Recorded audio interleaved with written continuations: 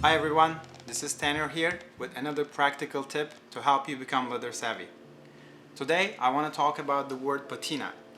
Some of you may have seen this word but may not understand completely what it means.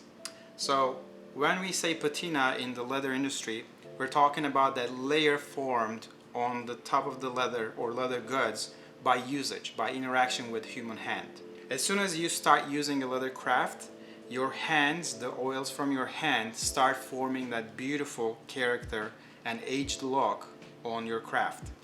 That is actually the unique identity most of the people are looking after when they're seeking some authentic leather goods, but it will only come as you use it because it's only possible by human interaction and touch.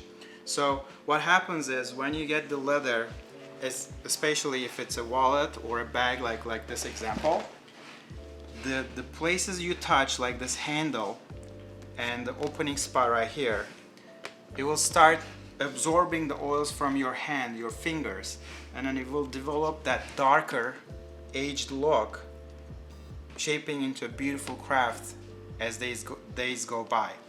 And some leathers develop a better patina than others, and some examples of that being vegetable tan leathers, full grain aniline leathers, or some distressed leathers, because of the minimal finish on top of those grain, very open to reaction to your hands and the oils coming from your hands, developing that aged patina quicker and in a better format than some other top grain and more protectively finished leathers. So in summary, patina is the layer formed on top of the leather grain by usage, the interaction with the human hand and the oils from your hand.